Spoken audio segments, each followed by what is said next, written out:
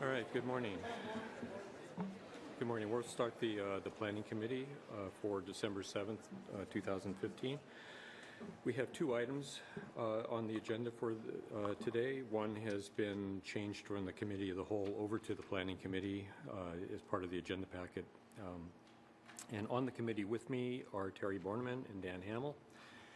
And I guess we'll get right into it. The first item that we have is a request from the Bellingham School District to amend the Bellingham Comprehensive Plan to incorporate by reference the district's new 2015 to 2021 Capital Facilities Plan. We had a public hearing and presentation 2 weeks ago, I believe it was, on November 16th. And today is our opportunity for a work session on that and hopefully some resolution, because I think we have to act on this before the end of the year. So with that, I will turn it over to Greg. Members of the council, good morning. I'm Greg Ockett from the Planning Department. With me this morning is Moshe Quinn.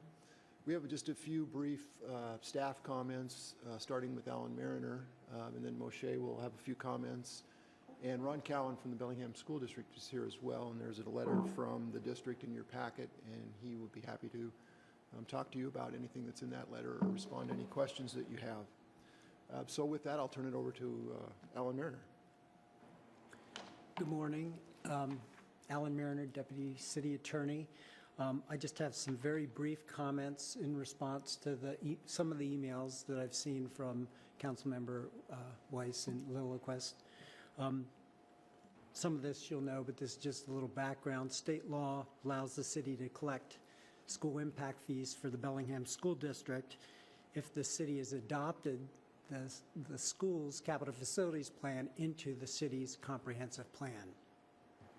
That the current capital facilities plan, as you know, expires on December 31st. If council or the city has not adopted the new capital facilities plan, then beginning January 1st, the city will no longer be able to collect school impact fees for the school district. Now, it's important to have in mind, and this is the main part of my comments, what the review criteria are when the capital facilities plan from the school district comes here. And that's the minimum requirements that that capital facilities plan must have are found in BMC 1908-050A, and they're pretty nominal. They're just two. The first is that the plan contain data and analysis necessary and sufficient to meet the requirements of the Growth Management Act and the state statutes regarding impact fees. And secondly, that the plan provides sufficient detail to allow computation of the fees according to the formula contained in the school district's capital facilities plan. Those are the review criteria that council should be considering today. If those minimum requirements are met, council should adopt the school district's capital facilities plan. The school district's plan is adopted by an elected school district board after a public adoption process. If the council disagrees with the assumptions relied on in the capital facilities plan or the decisions made by that plan, it should direct staff to participate in that public process. This isn't the time or the place to challenge those assumptions or decisions. So in closing, I would strongly recommend that council adopt the school district's capital facilities plan because it does meet those minimum criteria.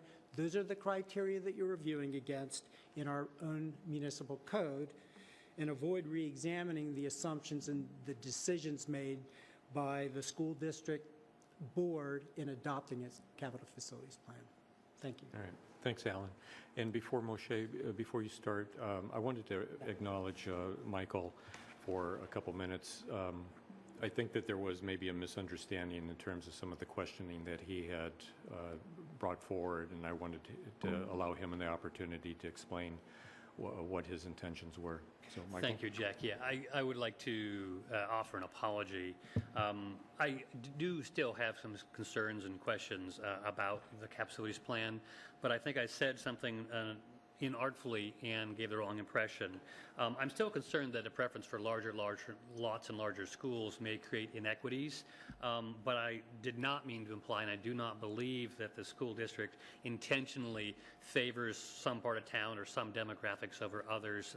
In the reply, it unfortunately was clear that my comments were read by the school district as an intentional bias against certain demographics, and if I give that impression, I apologize for giving that impression. That's not my belief. I'm talking about unintentional consequences that might occur based on planning decisions. So my apologies for implying anything dishonorable about for the school district. Thank you, Jack. Okay, thanks, Michael. Moshe, you're on. Good morning, Moshe Quinn with the Planning Department. During the public hearing process, we received one oral comment and one written comment from Councilmember Lillquist. And the first public comment dealt with calculation of impact fee alternatives, basically on a sliding scale, like a per bedroom method. And I just wanted to identify that currently Bellingham Municipal Code does contain provisions that allows the planning director and the city council to either reduce or waive the school impact fee for a certain style of housing units, specifically studio apartments or for housing units that don't create additional capacity demands on the school district. Of course, this is after approval by the district as well. So to date, approximately 130 studio apartments, specifically in our downtown area, have been waived for that impact fee.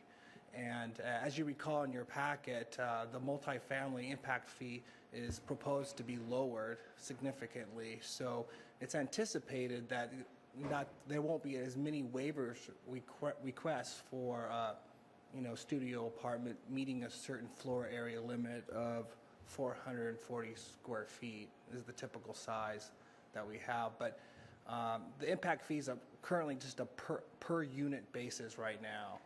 So either you're a single family or you're a multifamily.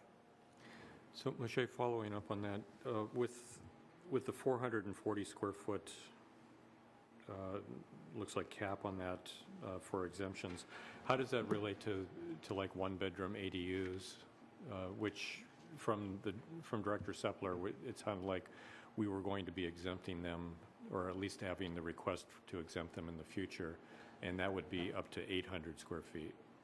That is something that we more likely have to still work out with the district on that, as it's still going through the process. But what I have learned is that the 440 square foot minimum was what the policy that we worked with the school district on to come up with that figure. Okay. So something that will happen with is this with the ADU ordinance then that would occur in the spring? Okay. Correct. Thanks. And I guess the rest of the comments were based on Councilmember Lillquist's written comment, and we do have a representative here from the Bellingham School District that can address any comments or concern based on their response to that. Okay. I guess, Michael, I guess I'd like to offer to you in the response, because we're not going to go through these one by one. Are there any of these questions and responses that you would like to have follow-up with? I have actually asked for some information from staff, and I asked for it too late just early this morning, so it's not available. Actually, responding to Mr. Mariner's comments, I mean, he says basically this is not the time or place to question planning assumptions. I have numerous questions about the planning assumptions. It's unfortunate that this couldn't come forward earlier, and it'd be nice if next time around we could have a discussion about the planning assumptions on a timely basis. I appreciate the memo and response from Mr. Cowan and the school district. I could continue the conversation, but I don't think I need to take up any more committee time on these matters. There is a reply in the packet. It's on the written record. And I guess I would just request, if this isn't the time or place, next time around, when will the time or place be? Well, you know, we've been involved in planning processes with the district in the past, and that didn't occur this time. I think it's appropriate for staff to perhaps draft a quick note to the district so that it's on record that we do want to be involved in future planning processes, and we want to be involved early on so that we don't wind up in a circumstance where it gets to the city and there are questions about some of the assumptions or whatever. So, you know, we plan to draft a letter to the district saying we do want to be involved in your planning processes. When you crank this up again in 4 or 5 years, we want to participate, and we want to participate early on. So as a follow-up to that, a couple of years ago, we had a joint meeting with the council had a joint meeting with the school board, and we did bring up planning issues associated with siting and just how the entire system meshed between our planning department and the district's planning efforts. And I guess the question is how much interface have you had since that meeting, not only with the capital facilities plan, but also in other planning functions that the school districts performed in that? Yeah, we haven't been involved as much as we would like to or should have been. We have in the past, as I mentioned, and from our perspective, from staff's perspective, it's not as much of a concern this time because this plan is totally focused on in-city schools. All $120 million in this 6-year plan is focused on replacing or improving in-city schools. So I'm not sure how much of a difference staff involvement would have made this time, but we do want to be involved. The big question I have, in a second, Mayor, the big question I have, though, has to do with our emphasis of urban village planning right now and wanting to densify the in-city component of our core and what the implications of that are going to be associated with school planning. You know, we went and approved a master plan for the waterfront, and you know, quite a few thousand units of housing are supposed to be there, but in the master plan there was no provision in there for schooling at all. You know, we're doing the same thing with the recent update to the downtown plan, the same thing with the Old Town plan.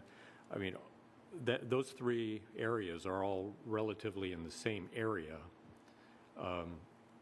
And they have, my understanding is that all of that elementary school impact is going to go up to Parkview. And to me, it seems like there's many thousands of units worth of potential housing that we're hoping and planning and also incentivizing for. It's all going to be impacted on this one school. How do we address that? And has the school district been informed about all of this, or have they been following it? And, you know, how do we resolve that? And is that part of the capital facilities plan? Because we've made our decisions about what we're doing, and also we're implementing those decisions through the incentive programs. How does that get resolved from the school district's point of view?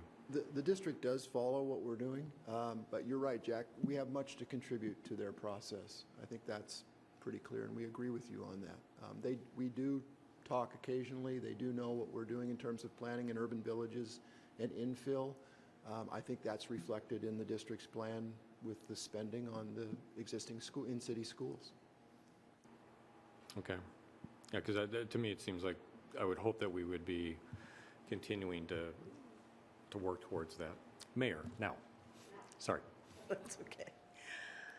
The other avenue you have to keep track of what, you know, what the focus is at the school district is your liaisons. I mean, there's a reason to have those. I've heard some concerns about there isn't enough to do, or potentially there's, you know, too many meetings, but that is an opportunity for the council itself through one of your members to look and see what's on their agenda and what they're doing, and the liaison potentially doesn't have to attend every meeting, but maybe should just be aware of the agendas and what's going on, so that it's a way for, at a policy level, you to start that discussion, even though the staff has and is willing to do it at the, staff level too. But if you have larger questions about the policies that the board is doing, because they're not doing they're giving direction to the staff. I guess that is a conversation that you may be having at your retreat. I'm not sure. I heard from one council member that that might be the case. So you might want to talk about the role of liaisons and how many you should have in that. But the one with the school district, since it sounds like there is a lot more interaction on the planning level between the schools and the city, it might be something you'd like to discuss. Yeah, But you don't feel like you're just waiting for staff to identify the issue. But we will do that too. yeah, I would concur that the liaison approach is probably a best one. The problem right now is our current liaison doesn't have the history of what we just talked about associated with, I guess more cooperative planning, because that came out from a couple of years ago, and I'm just thinking if you are in a liaison and you're reviewing an agenda, that you might see that we're discussing, planning for students that are housed on the waterfront, or I don't know exactly how it would work particularly. So I'm just throwing that out as another suggestion. okay. All right, so we have been asked to focus our efforts onto the impact fee component of it. Committee members, do you have any thoughts about the impact fee aspect? Would like to request Mr. Mariner to read the second criteria point in the evaluation process for this that had to relate to sufficient detail to allow computation. If you could just reread that. Yeah, so it was that the capital facilities plan provides sufficient detail to allow computation of the fees, the school impact fees, according to the formula contained in the school district's capital facilities plan. And that does conform, in your opinion? Yes. I would move approval. Okay, Yeah, I second. you can't. Oh, sorry. The ranking committee, sorry. All right. We have a motion to move approval of the capital facilities plan of the school district, incorporate that into the Bellingham Comprehensive Plan. Any further discussion? Michael?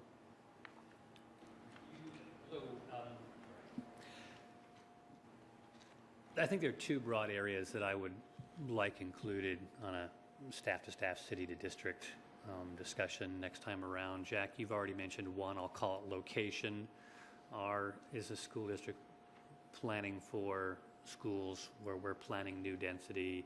Are they planning for schools on the periphery where we have growth problems if we put too much on the periphery and away from population centers?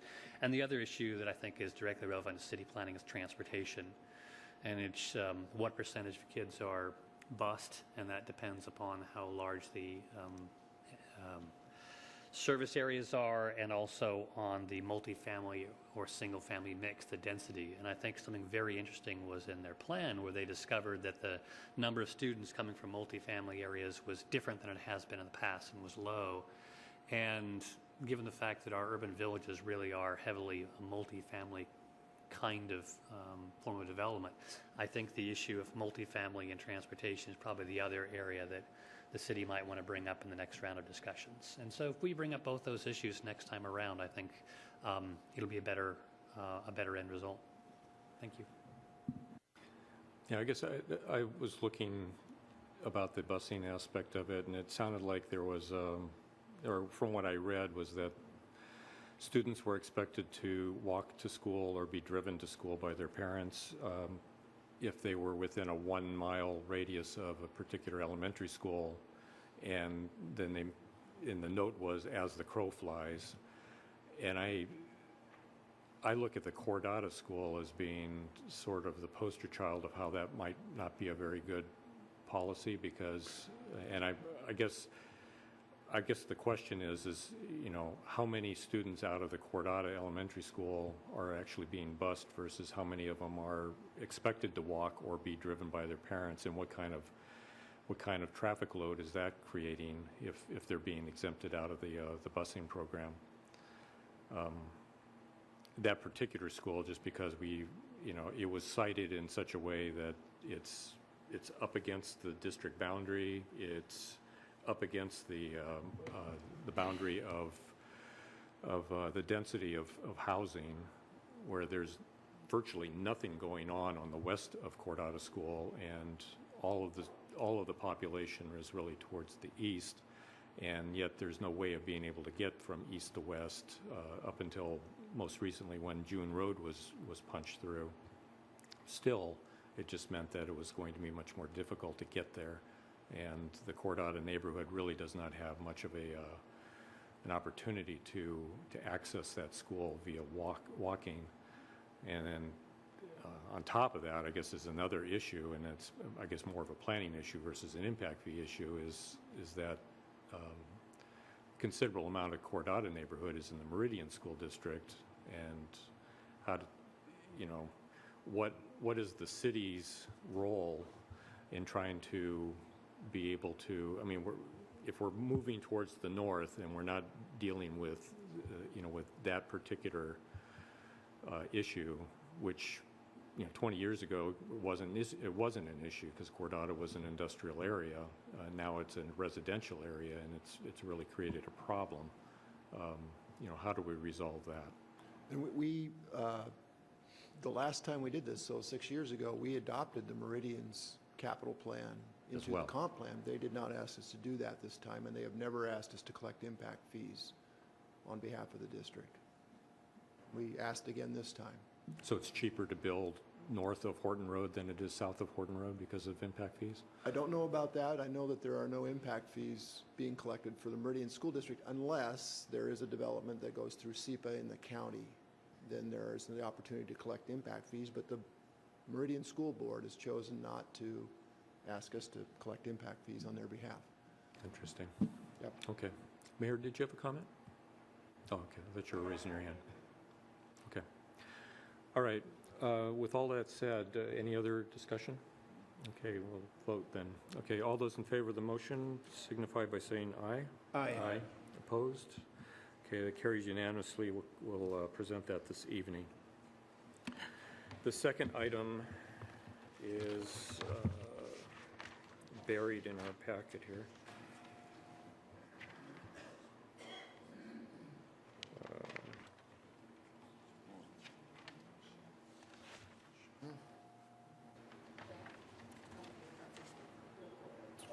Okay. Well, hold on one second here. 207? Oh, there it is. Okay, if we turn our hidden nulls to 207.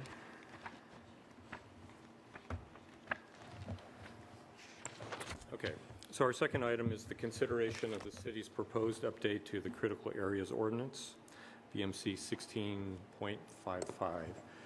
And we had a public hearing on that on November 9th, about a month ago.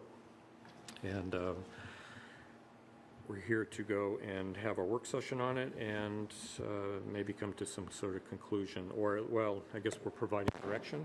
We're not actually doing more than that. Okay. So what I'll do is acknowledge the mayor first. Kelly. Feel like I'm jumping up in my chair.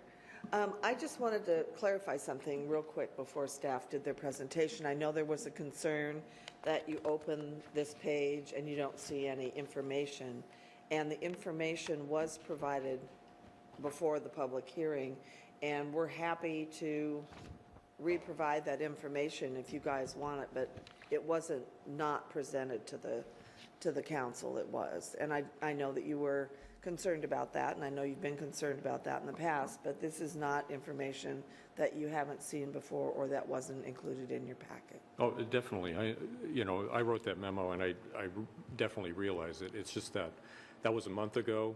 I know some of my colleagues, they toss these things after a meeting, and it's gone. and to be able to get them again, it's a lot more difficult. So to me, it seems like whatever we have for an agenda item, it would be really nice to be able to have all the materials right here before us so that we can go and do that instead of, bringing past packets with us. Or your thing. Or our thing, yeah. Okay, that was So- my comment. Okay, thank you. Steve? Okay. Steve, you're on. Thanks, Jack. Steve Sundin. I work in the planning department. With me today is Kim Wheel. We're kind of going to do a do-si-do presentation here. I'll start out with just an introduction, and then after the introduction, we're going to go through some slides. So if it would be possible to turn down those super bright lights up there, that would be awesome. Thank you. So just a quick recap. We were in front of you on the 9th. We had a public hearing. We talked about what our scope was, which was fairly narrow. It's an update. We're making some improvements to efficiencies and clarity of language, and then also incorporating some additional best available science measures or mechanisms that were required by Department of Ecology. We also heard public testimony, and the intent of today then is to respond to some of that testimony that we heard. And so Kim and I are going to do that today. And largely, these are the topics that we heard during public testimony on the 9th.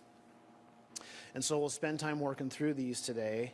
There was a kind of a continued call for this notion of doing a inventory or performing a wildlife assessment. And so what we're going to talk about is the fact that we don't believe that's necessary, and we're going to tell you why based upon the type of information that we have currently available to us that we utilize as we review development projects. We'll also spend some time talking about, like it says, no net loss policy, and then some additional description on the regulating of smaller wetlands. Concerns came up about this, and so we'll sort of step through those things so it's more clear to you how that works out. We'll also talk about cumulative impacts or respond to cumulative impacts and how we want to show at the end, kind of tying everything together through a local example about how we address cumulative impacts and how oftentimes by applying the CAO, we're able to recognize or realize cumulative benefits over time based upon the way mitigation works, performance standards are met over time. And so we're going to have a local example that kind of ties all that together, and then we'll sort of end with our punchline. So the way it's going to work now is we'll have slides for each of these topics, and then we'll kind of switch back and forth to the document camera just to show you some illustrative things that we think will just be helpful for you to understand and our responses to the public testimony that we heard about a month ago. Thanks. Thanks for having this work session so we can explain some of the complexities of the CAO. I'm Kim Wheel with the Planning Department, and thanks for the introduction, Steve. First, we want to talk about no net loss policy, and that is something that was established in 1989 by the federal government, and it's been interpreted to mean that wetlands should be conserved wherever possible, but when they are impacted, that mitigation should replace functions and values. And that's the federal interpretation, not my words. But we've also incorporated it into the CAO, and I'll be referring to the Critical Area Ordinance as a CAO. It's a lot easier to say. In the purpose, we talk about limiting adverse impacts, and we do that in a number of ways. And one is to prevent the prevention of cumulative adverse environmental impacts and overall net loss of wetlands and other critical areas. And even more importantly, in a section called review criteria, every single project that comes forward proposing to alter a critical area has to meet review criteria. And one of those criteria is the proposal protects the critical area functions and values consistent with best available science and results in no net loss of a critical area function and value. So each project's professional project biologist has to address that criteria, and they have to show that. I think that's one reason why it's kind of the safety gate, if you will. It's one reason why we don't see very many wetland impacts. Mostly what we see are small alterations of buffers. Some small wetland impacts, you'll see an example today that's a larger one, but generally we aren't seeing any more very, very few wetland impacts. And it's in part because it's hard to meet that criteria. As far as baseline ecological functions and what our understanding is, I think we have quite a bit that we wanted to share with you that you and maybe the public doesn't even know. And one of them, and it's new, I'm going to hold it up, it's what you might have heard of as the Habitat Restoration Technical Assessment. This is an endeavor that was undertaken by the Public Works Natural Resources Division. It's now going to be called the Restoration Assessment, so that's what I'll call it. And it is the first of its kind for Bellingham. It's a science-based document that looked at 4 different habitat types: riverine, forest, meadow, and wetland. And it looked at functions, how these habitat types, how they were providing a variety of ecological functions. And Steve is going to show you on this. This is one page from this document that has many, many maps and tables and data analysis. But what this shows is for the wetland habitat group, a number of functions that were assessed, including wildlife habitat, and we'll talk about that a little bit later. But on the left column, you'll see it's by sub-watershed. So we have a good qualitative assessment of all these functions rated from lowest to highest, which will help in a number of ways, one of which is to focus our restoration activities, our preservation activities, and as you'll see, our comprehensive planning. Kim, real quick, just draw your attention to the row above my pen, which is Bear Creek. And as we show you examples, we're going to sort of lay some track for the example that we want to show you at the end. But I just want you to pay attention to Bear Creek, how as you look at each topic moving across, you see that these are all higher and highest in terms of the functions that they provide. So not getting too wonky, what do the colors represent? These are the levels of habitat function that these particular streams, or I'm sorry, watersheds on the left provide. So for surface water storage, it has a high function, nitrogen removal highest, wildlife habitat highest. Oh, okay, I'm sorry. Yeah. Yeah, now I understand. So it's just so, I guess the point here is that for Bear Creek, just please note how we have high and higher and highest, we have one median, but there's no lows or medians predominantly. Thank you. Another piece of baseline ecological functions that we have, and it's a recent one, the city does, I'm happy to say, we do a lot of inventories, and we don't do them because we have to necessarily. It's not state or federally mandated, but we do them because it helps us in our comprehensive planning and to be able to implement the development regulations that come from that. So this past year, we did the North Bellingham Wetland Inventory. I think we showed that to you at the public hearing. And what this shows is it's very colorful. It's on an aerial photo. The red outline is the study area. The green are wetland, the information we have from wetland delineations and other inventories. And the other colors just show the other years that we've added to this layer. And so anyone has access to this. We use this a lot.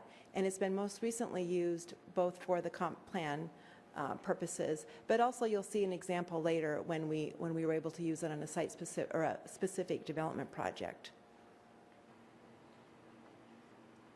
Another thing that adds to our understanding of baseline ecological functions is the new wetland rating system. This was kind of the single thing that drove the update of the CAO, is that the state provided new best available science called the wetland rating system. It's an update from the 2004 rating system. And this one is, it has gone into effect as of January 2015. And our code says, as adopted. So we're able to take in these new ones, but our code doesn't reflect the points are assigned for functions. So this was one of the main things we really wanted to change. We ended up changing a few more things. But the way that this rating system helps us in understanding the broader context of ecological functions is that when a wetland biologist goes onto the site, they don't just look at just the wetland on the site.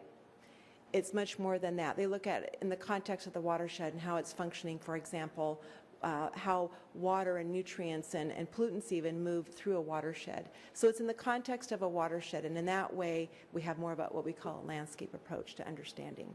We also know from our fine GIS staff just how many acres of wetlands and buffers and stream buffers we have, and these numbers have been deducted from the overall land capacity analysis so that we don't plan for those areas to be developed because they are critical areas.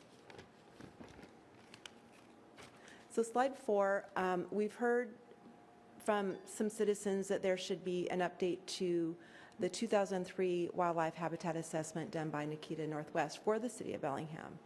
And there hasn't been another specific wildlife count since then, but the report, the restoration assessment I just mentioned is just a lot more in depth and breadth than the existing habitat assessment, in that we collected a lot more data, we have a lot more detailed maps.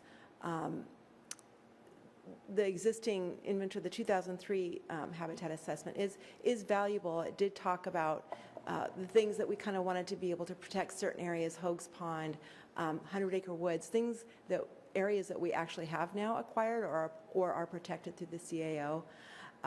This recent restoration assessment didn't count wildlife necessarily, but I wanted to go through some of the inventories we have to help us understand wildlife, because the CAO regulates it in a whole section called Fish and Wildlife Habitat Conservation Areas.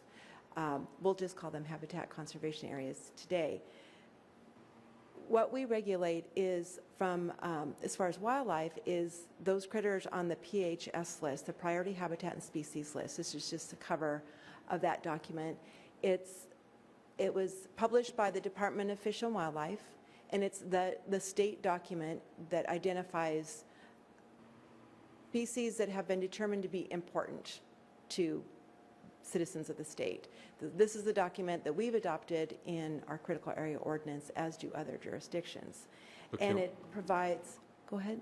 So with this, what kind of overlay does that have on Bellingham itself as far as the mapping? How detailed is it? Right. What they map certain priority habitats, such as biodiversity corridors. That's a specific habitat type. As far as where the occurrence of these are, the maps are very general. It's up to the biologist. That's a good question. It's up to the biologist doing the assessment, whether it's for a stream or a wetland or a steep slope, what have you, to identify if any of these species are occurring. A lot of the information is sort of well known, but it's taken into each critical area report. As we get further out into these areas where we haven't developed, like northern Bellingham or maybe eastern or southern, then we're starting to see things like pileated woodpecker. That's an example. That's a species listed in this PHS list. So they aren't.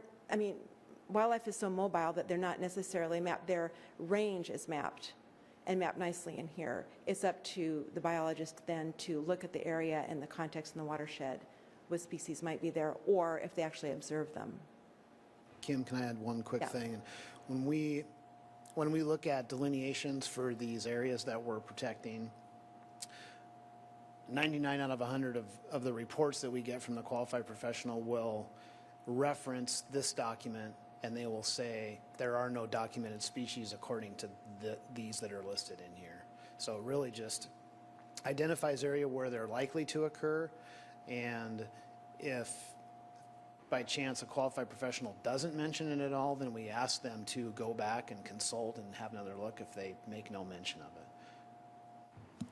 Because of the mobility of some of the, the species that might be listed on this, is there a conductivity discussion that goes on with this or within how we deal with the CAO itself? Right, and so that's kind of what I'm and you'll see in some of the other inventories that I'm going to talk about, you'll see how that comes up. But it's part of the wetland rating that I talked about, and looking at corridors.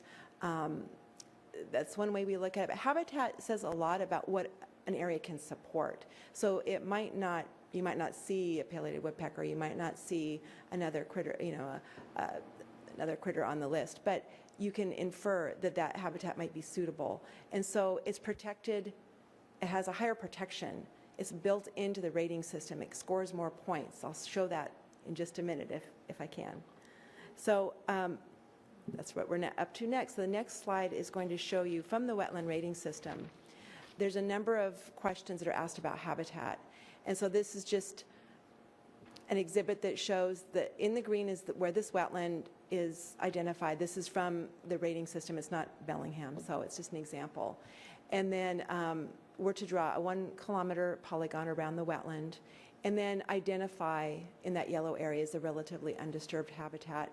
And this helps us answer, and then we take a percentage of that area and what it's providing as part of the calculation, if you will, of the habitat function, how it's provided next to this wetland. And that's just one of the points or one of the scores in the wetland rating system as far as habitat goes. So that's just an example of how we look at it, not just site-specific, but in a broader context. Buffers are generally larger.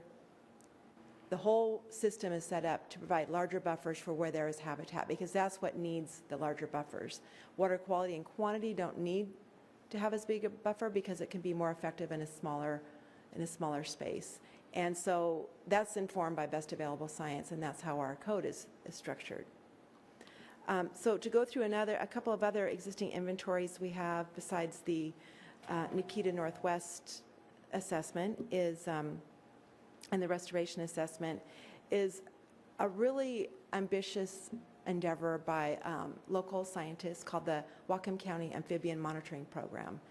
And this was started by some local consultants, and most of the local wetland biologists have participated, myself included.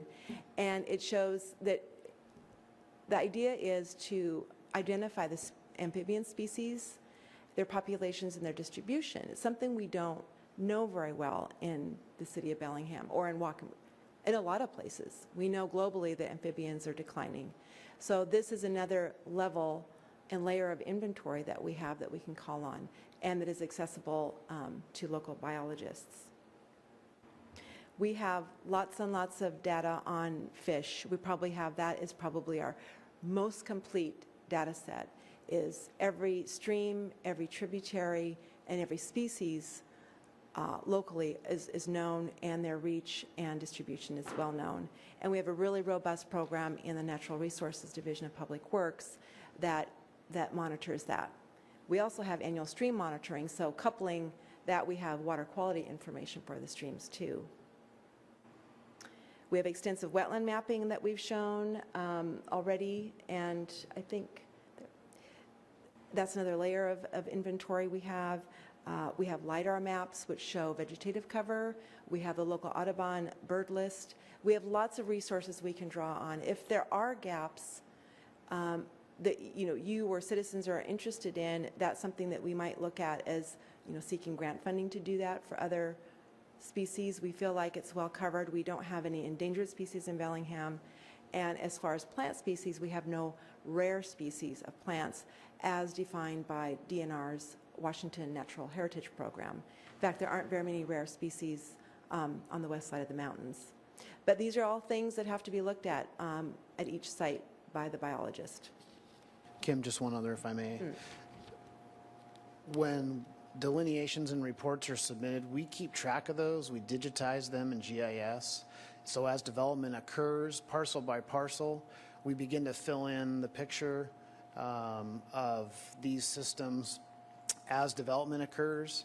And so we're also able to, if there's a property that's being developed and we have a delineation for property 2 doors down, as an example, we're able to sort of round out our understanding, not just of what's going on this piece, but we're able to zoom up to a few thousand feet and get a more comprehensive look, in addition to everything that Kim has mentioned.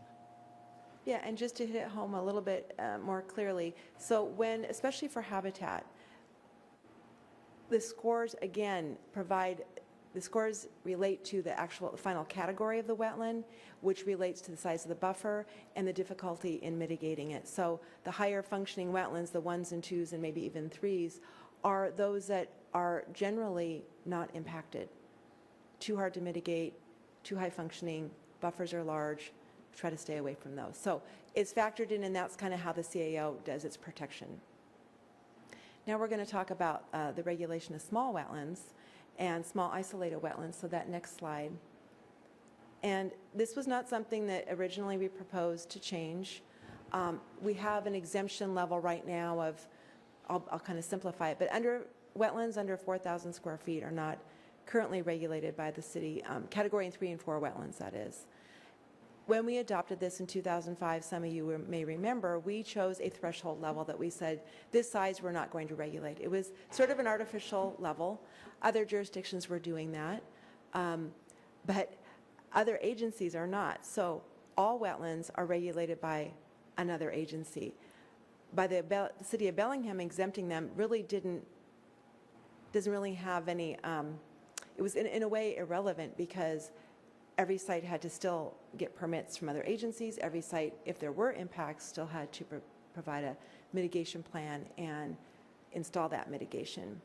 So the way that it's structured now is that all wetlands are regulated by the city, including isolated wetlands, which are wetlands that are not connected hydrologically to any other water feature. It's kind of a nomenclature we use. And this is because exempting small wetlands is not supported by the science. And when we did our meetings and conversations with the Department of Ecology, they continually led us back to this point. And we finally did make this proposed change in the ordinance. You've seen it before you now. There are some concerns in the public that this will make the cost greater to single family lots. So we wanted to talk a little bit about that. The cost difference, as far as we can tell, would just be the cost of a city permit. Because again, the delineation has to be done, the mitigation has to be done, the mitigation report, everything else is equal, except now there is an additional city permit required if this is adopted. How much would that be, approximately? It's $1,063 for a critical area permit. And if there's SEPA, that's another $250. So it's somewhere around $1,400 or so. Okay. We want to show the effects on single-family lots, which we can appreciate that critical areas do, and other factors do raise the cost of development, whether it's impact fees or what have you. Most existing platted lots in the city are those created through subdivision. Yes, there are existing lots of record, but most lots are created through subdivision, whether it's a large one, a short plat, or what have you. We're going to show you one and how it addressed lots of little wetlands. And then that fee would be associated with the entire subdivision, regardless of how many lots? Right. Okay, So got there's it. a table we have. This is a project called E89. It's in Cordata, and it's being developed right now. And this is a list of, this is kind of a typical table you'll find in a wetland delineation. And the far right column shows the category, and we highlighted the ones that are exempt from the city regulations. This is what every report does. It's just saying these are exempt, but they're regulated by Department of Ecology and the Army Corps of Engineers. We correlate that with the next column that's highlighted, and you'll see under habitat function, all of them are lower. These are because these are the small wetlands. These are the small wetlands, and small wetlands, they do provide functions, but habitat is usually not one of them that they provide at a high level. Okay, the next diagram we're going to show you is the E89 subdivision, and it's a little busy. We're going to show you a nicer one in just a moment, but we highlighted the small wetlands. Many of those are going to be filled for this project, and you saw the long list of how many. I think there's something like 27 wetlands on the site. Some of those wetlands on the site will not be filled, but these are some of the smaller ones that either are, for the most part, they're going to be filled and mitigated for in that big area up on the upper left. Some of them will be protected. But on a bigger scale, it's a little bit easier. to mitigate. And so on the next diagram, it shows what this looks like when it's all done. So this is how single-family lots are created, kind of at this large scale. I do want to mention that the area up in the upper left, the mitigation site, is going to improve the category or increase the category of wetlands that will result. This is all one big field right now. And so it's going to improve habitat diversity, structural diversity. It's connected to the north with other habitat that's undeveloped. Just one example, kind of on a large scale, how small wetlands can affect small lots, but how subdivisions, which is where most of our lots are created, how it works with and around and over, if you will, the small wetlands. These are all these wetlands that they range in size from 100 square feet to more than an acre as far as what's on the site. The ones that we've highlighted would be the ones that would have been exempted by the city but will now be regulated. Again, same mitigation plan, same mitigation requirements. The only difference is that for wetlands under 1,000 square feet in this new proposal that are isolated category 3 or 4 will not be required to have a buffer or go through mitigation sequencing. And that is just the strategy that Department of Ecology came up with to provide a little bit of flexibility with those. So for a real small 1,000 square foot wetland, say it is on a single family lot, might be able to be avoided. You don't have the buffer, provides a little more flexibility in the design of the lot. Also, these are the kinds of wetland impacts that might be most suitable for the Lummi Nation Habitat and Wildlife Mitigation Bank because they're small and usually there's not a place on the site to mitigate. So there's that is available. And real quick on the mitigation bank, I guess we'll put in the plus column, if that's where people choose to go for these smaller impacts, for these smaller developments, they pay a fee, a credit fee, based on the amount of impact. There's a formula. You write a check to Lummi Nation, essentially, and you're done. So there's no 5 years of maintenance monitoring. There's no sending a biologist out to make sure the performance standards are being met. So you're just paying once, it's over with, and that has some benefits too to the developers. So for scale, how large are these lots typically? Oh, these are around 5,000 square feet, I think. Okay. And phase 1A is actually done. It's at the very northern terminus of Cordata Parkway if you want to take a look at those. Those little meandering areas on site are the stream corridors that have been protected and actually getting enhanced. We had some photos, but they weren't very clear, but it's basically starting from meadow, and it will have a lot of vertical structure and function over the next decades. Okay, Dan's got a question. I'm trying to better understand the mitigation bank. So you explained pretty well, like to the point of the check is written and then what happens after that. So does Lummi Nation maintain wetlands that it guarantees to not damage, or what is the person buying? What is the entity buying? Right. I don't know if we went over it at the public hearing, but the bank is this huge, many acres. It's already established in the Nooksack Delta in several different sites. So they're wetlands that are already created. And so they're there to sort of buy it's a credit that you buy that's already there. So it's advanced mitigation. It's mitigation that's already occurred. So you buy a credit, and there's so many credits. We'll say there's 1,000 credits there, and everyone buys a portion of a credit that buys into the bank. That is, and it's a concept that's all over the country. Army Corps of Engineers is really pushing for most projects to use the bank. The city is, well, we want to keep some of our resources here in the city limits too. But it's a really good way to offset temporal loss. And it's a good way to have some of these smaller wetlands mitigated and the lower functioning wetlands mitigated instantly, if you will. Does that make sense? It does. So can the presumably the bank is full at some point, correct? And It's then- full many, many, many years from now. Okay. It's hundreds of acres, and I did bring, I think, I might have I'll look for it in a moment. I might have something to show you, but it's a very large area, just, near in several different sites I don't remember how many acres, but it's many hundreds of acres. And so it's for use by the Lummi Nation, but also the service area is most of western Whatcom County. So it's an opportunity for others to mitigate there. And it's basically saying, hey, this is a really rich area. We're going to this is going to be in perpetuity. This will never be developed, this area. And so other jurisdictions or municipalities can use that bank as well? Yes. Okay, thank you. Okay. Kelly wanted to comment real I just briefly. wanted to briefly suggest there have been enhanced wetlands and the wetland bank out in the county, and it might be valuable for you guys to go see it, so you understand what actually is going on by seeing it.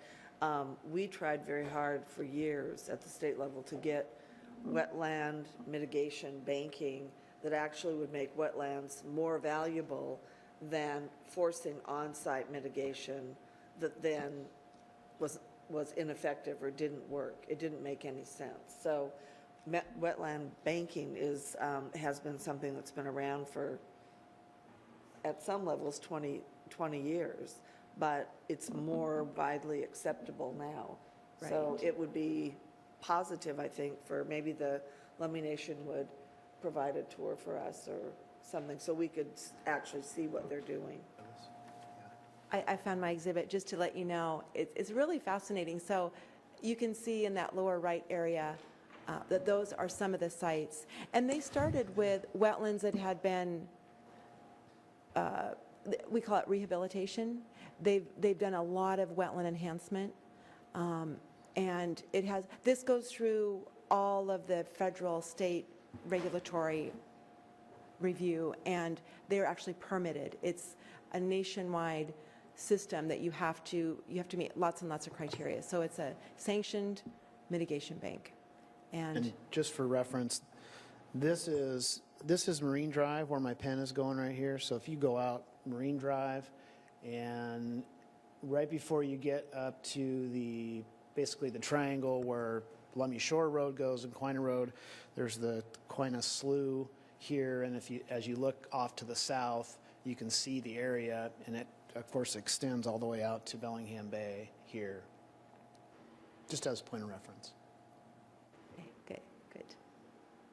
And then we just have one more slide, and then Steve's got a local example. I'm aware of the time. And this has to do with cumulative impacts.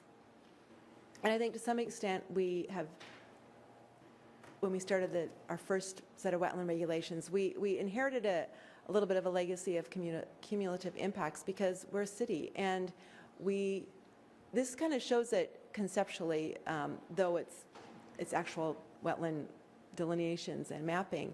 But what it shows, you can kind of see in the core of the city, there's not a whole lot of wetlands because this is where we've been developing for the last more than 100 years. So we've got a little bit. We hope that the CAO and the comp plan goals and policies act to stem this cumulative impacts. And the role of the CAO and the wetland rating system with regard to cumulative impacts, it's in the statement, in the purpose in the CAO is to, the whole notion of the CAO is to address probable cumulative impacts. And in the rating system, landscape factors are taken into account, as I mentioned earlier, and that is not looking just at the site, because that's just not how ecology works, but looking at landscape factors and features so that we can avoid cumulative impacts. The city's restoration assessment that I mentioned, it identifies really where cumulative impacts have been, because that's when we have that qualitative rating of lowest, low, and medium, and things like that, and where impacts haven't occurred and we want to avoid, and those are those areas that have been rated higher. So that's a really important document for us to help us focus on where we want to restore some of those impacts that have occurred with the science that we know now and the values our community has, and where are some areas where we might not put any resources into restoration. One more thing I wanted to mention before Steve gives local examples. We heard about temporal loss and mitigation ratios. We just wanted to clarify that when a wetland is impacted, it does take a while to mitigate that wetland and have its functions up and running. So there is a time loss. Regulations encourage advanced mitigation. That's what the bank provides. Usually it's done simultaneously, just at a cost. But the ratios, the mitigation ratios, the amount of wetland you have to create or enhance or restore is factored into that, so it's greater to offset that temporal loss. So one of the local examples is, wanted to show one thing first. Do you want to show the mitigation, the performance standard? Oh, yeah. Yeah. One final word I have on cumulative impacts before Steve shows the example is that for every project that has a mitigation plan, they're required to provide an annual monitoring report. We require a minimum of 5 years. On the top of this page, you'll see the goal was to replace lost wetland area through establishment of new wetland area, which means to create wetlands. And if you look at the second arrow, it says, yes, this performance standard is being met at this time, and they're going to continue hydrology monitoring. This is a little snippet of a large monitoring report that shows how annually we track these things so that we don't have cumulative impacts, because the idea is if a wetland is impacted, then it's mitigated somewhere else, going back to that no net loss policy. And this actually happens to be a site. This happens to be from the Cordata Elementary School mitigation site, and Steve is going to show you some more projects nearby. Okay, give me just a minute to sort out a couple things here. Like that. All right, let's get this.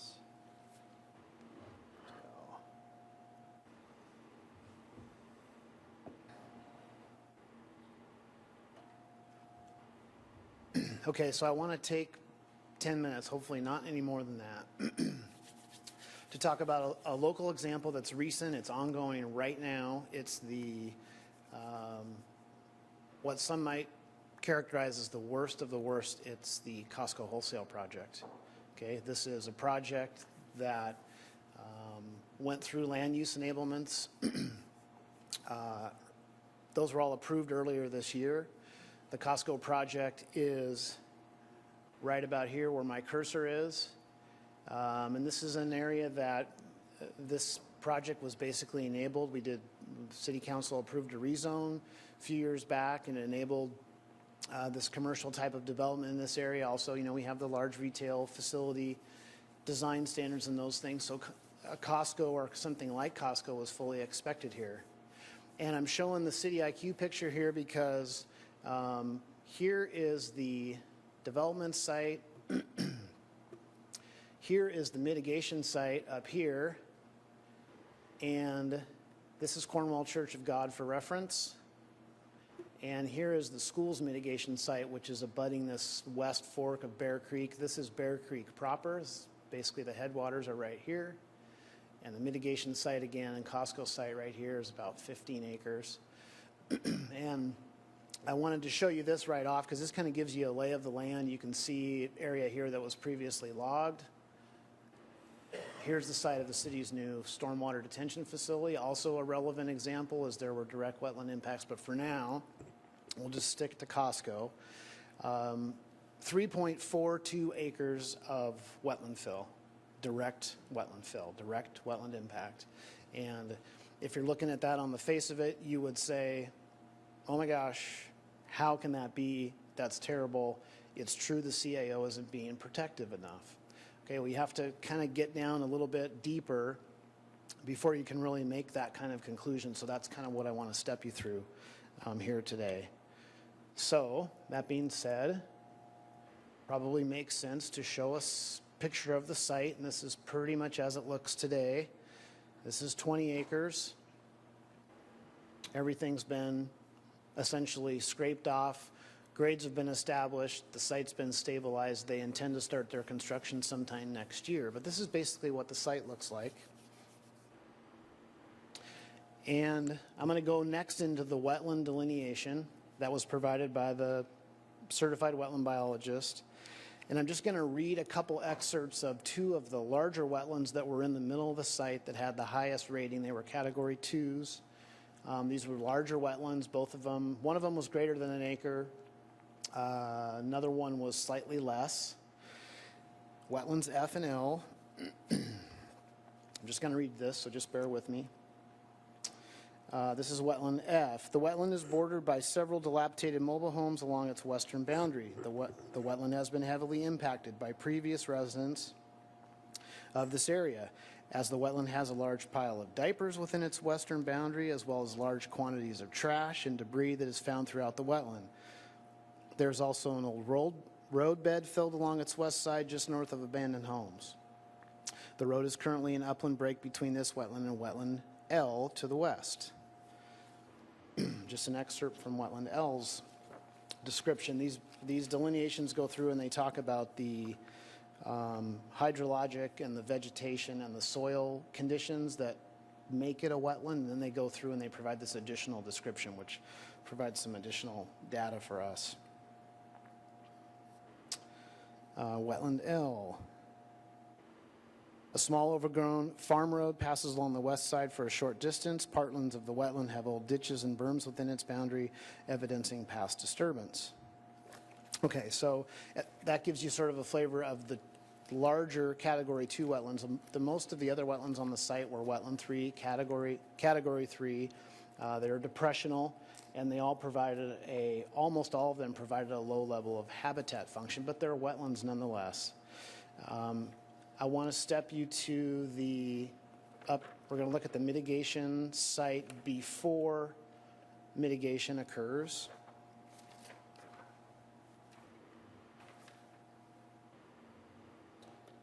And on here, what you will see are two wetlands. Well, really, there's three. These ones were assigned to be together. But what we have here are Category 3 wetlands shown in green. The school site mitigation is just off the property to the north.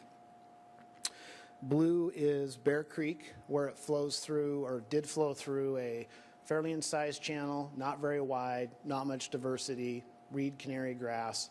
And then you see in the top right, it actually ended up in a roadside ditch next to Northwest Avenue before it flowed into that west fork of Bear Creek I was showing you earlier. And the red just denotes prior developed areas, gravel, cement pads. In the back to the west or on the left was a septic field, septic tank. And as I said, these wetlands were rated as Category 3.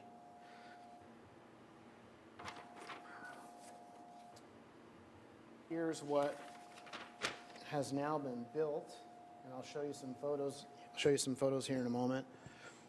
What we have now is, What we have now is one contiguous wetland that supports or is abutting a creek that has been relocated and has been put into a more proper channel. This wetland is expected to reach a Category 2 level because of the habitat diversity that it will provide, habitat structure. I think the important thing to note about this is that the agencies, meaning the city, the Corps, ecology, fish and wildlife, all walked the Costco site, looked at its existing characteristics. We all met out here a number of times to talk about mitigation, and collectively we were unified in that this type of mitigation plan, and they've made some changes along the way to make it better, but this is a kind of mitigation plan that we would fully expect to see a cumulative benefit over time. And we're going to show you some photos. Largely, this was open pasture. There were wetlands through the middle, like I showed. There were a few apple trees here and there, but basically it was open pasture, so it was pretty monotypical. And those types of environments, like the field that Kim was talking about for chordata, they just don't provide the level of habitat function because there's no diversity. If there's no diversity, you can't expect to see improved another function.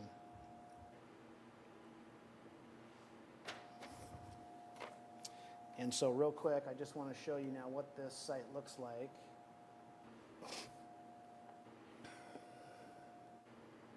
Now remember, this was, really for all practical purposes, was apple orchard with very few apple trees. And now what you see in the foreground, you're looking from the northeast corner, looking back southwest, you see wetland being created in the foreground, large woody debris, snags, extensive plantings. None of this was there before, except for portions of the wetland. Here's another view. This is where the creek used to flow before it went into a ditch and went north and joined up with the other fork of Bear Creek. This is now just back channel or off-channel habitat. And you can see in the very back, you can see portions of the school site. You probably actually see it better in a slide coming up. This is just zoomed out a little bit. This just shows you the extent of it. What was a little more than 4 acres of wetland is now 9.5 of new wetland area with all this additional structure that you see.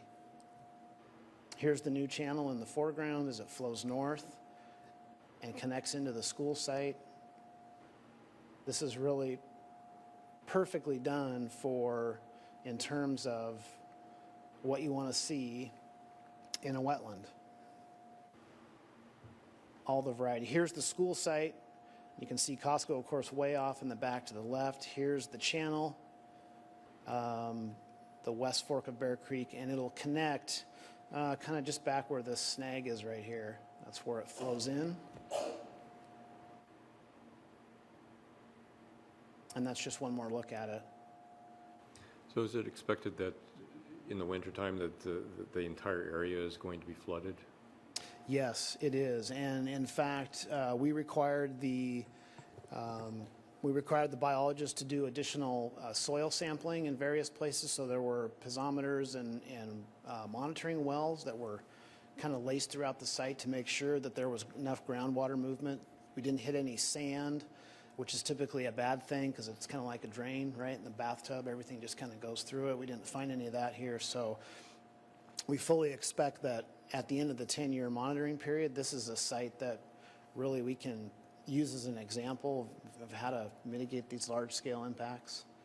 And I think the point here is that, like I said earlier, on its face, 3.42 acres sounds terrible, and it's a lot of impact, and that's true. But when we apply the CAO and work it all the way through the process, this is what we come up with. And what we've done here is the school site is in place, and you can see that here in the foreground, but we've now added another 12 acres of land area further upstream, closer to the headwaters, that's now, that provides this kind of contiguous habitat block and corridor where previously it didn't really exist. And so we like to think of these things in terms of cumulative benefits over time. And I didn't take up my whole 10 minutes, so really quickly. You think you didn't take your 10 minutes? Did I? Oh, yeah. Okay.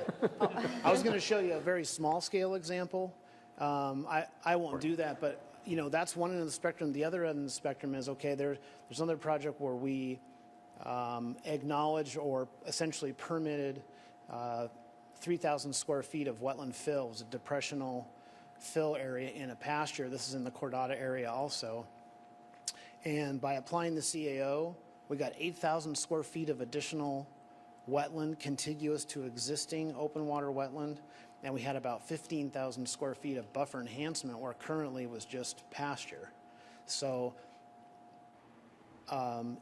in cases where people nick at these buffers and these wetlands, we then get to apply the CAO in a way that essentially improves their overall function over time, where sometimes if we just leave them be, if people actually do just stay out, that's fine, that works out great, but we get benefit by applying these rules to get this type of restoration activity and enhancements. Does that make sense? Yeah. Okay. We have one more slide concluding everything. Really, this is because we could go on and on, and it's good stuff.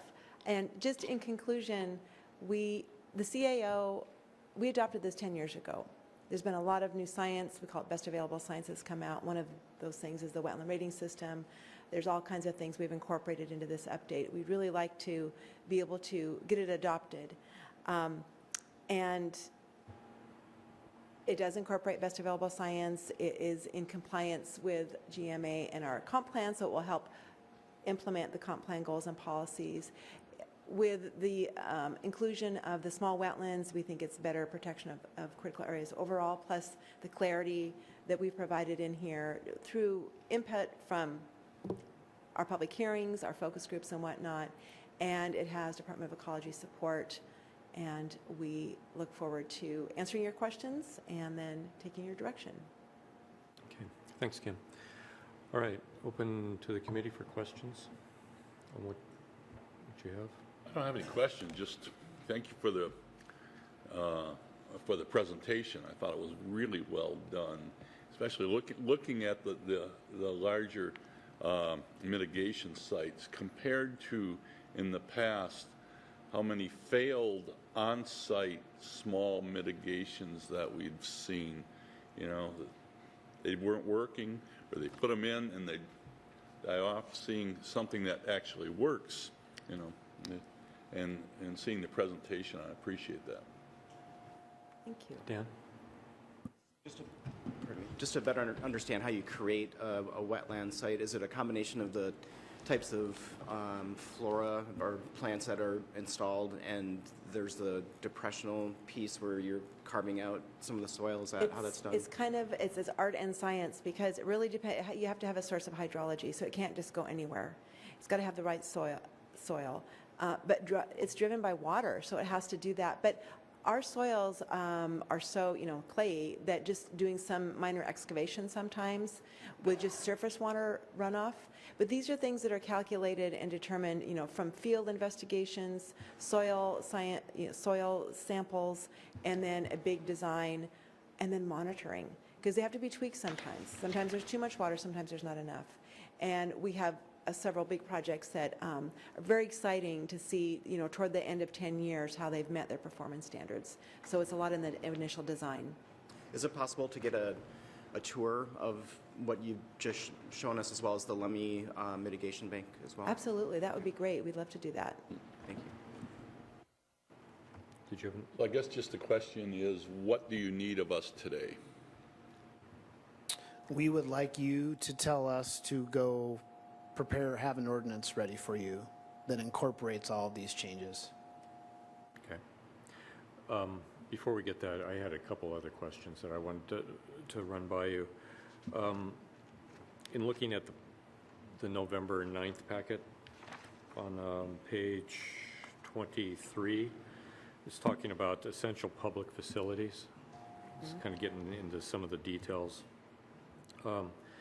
I noticed on there that, you've suggested deleting James Street and Birchwood Avenue, but you've left San Juan Boulevard on, and I thought we had abandoned San Juan Boulevard as a project. Oh, we didn't change that list because it was we didn't change anything based on whether or not we're going to do they were crossed out if they were done. We didn't remove anything because that list was approved by council in 2005. So it still is there. If we wanted to change it as part of because we've already made a decision on San Juan Boulevard, if we wanted to have that as part of that, that's not going to be a problem? You could suggest that. Okay. Okay. And then the same thing, just more of a clarifying question, though, is that on the following page, it's talking about Cordata Park. Both Cordata Park and also the Cordata Park neighborhood trail connectors. Maybe at the time that this was written that we only had one Cordata Park, and maybe this is a nomenclature issue, but it seems like we now have two Cordata Parks. Is it your understanding that with the new land that we acquired off of Cordata Parkway, that that's not considered to be an essential public facility? The Cordata Park, it has grown, that's true. It's my understanding that it was, I don't know, we'd have to go back in time and see what was the grand plan initially, but I think it's all part of one project. That's how we have viewed it, as one Cordata project. Because they're spatially separated by quite a bit of distance. And so I guess I'm asking if the intent is to go and include the new land that we acquired as part of this. Well, We should probably also look at the original list to see exactly what it says. If we can conclude that it means Phase 1 and Phase 2 of Coronado Park, unless there's different nomenclature, two separate parks. So we don't want to add something to this that's not on the adopted essential public facility list. Got it, yeah. the other thing about that is they have, I've been issuing the permits for that, and they've met all the provisions, whether that's relevant to you or not, but they have met all the CAO provisions anyway. They've had to get their permits, they've had to do all the mitigation, everything has been the same. Referring Because to they have to unpermitted. get permission from the other agencies. So again, it's the same mitigation plan, Okay. whether that's And relevant. the last one I had was, let's see, on page 21, it was deleting out of the, what used to be called exempt activities, but now is minor permitted activities. What was deleted out of there was passive outdoor activities, which said recreation, education, scientific research activities that do not degrade the critical area include fishing, hiking, bird watching are permitted, and that has been deleted out of this draft. Is there a reason for that? That is, now those are exempt activities because they're so de minimis. They're so, Okay, so it's Yeah. exempt. yeah, right. I see. Wendy just lost part of her brains back there on that one. Okay. And Michael? Thanks. I have a semi-technical question, I guess.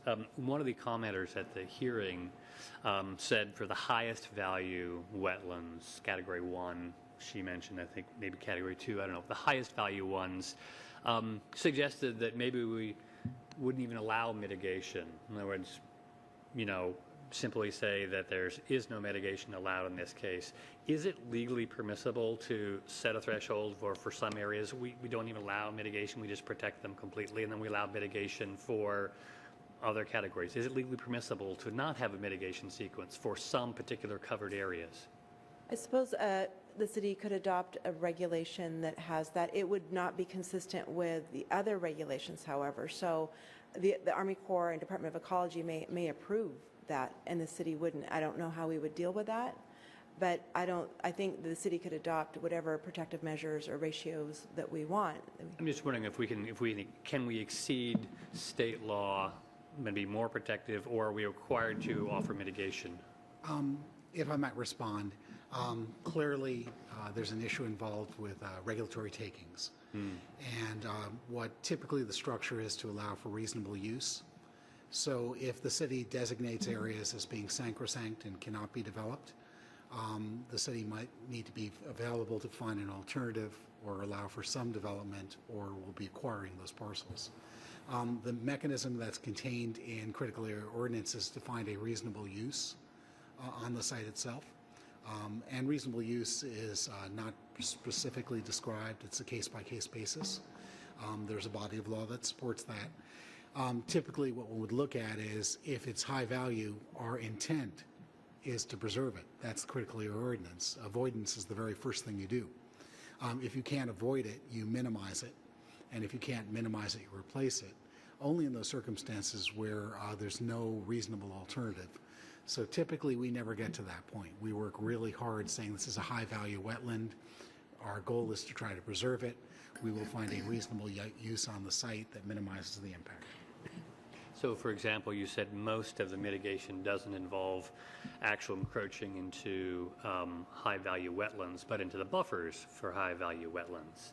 For example, could we cut it fine and say, for wetlands themselves, we don't allow mitigation, but for buffer encroachments, yes, we allow mitigations? Can we make those sort of changes?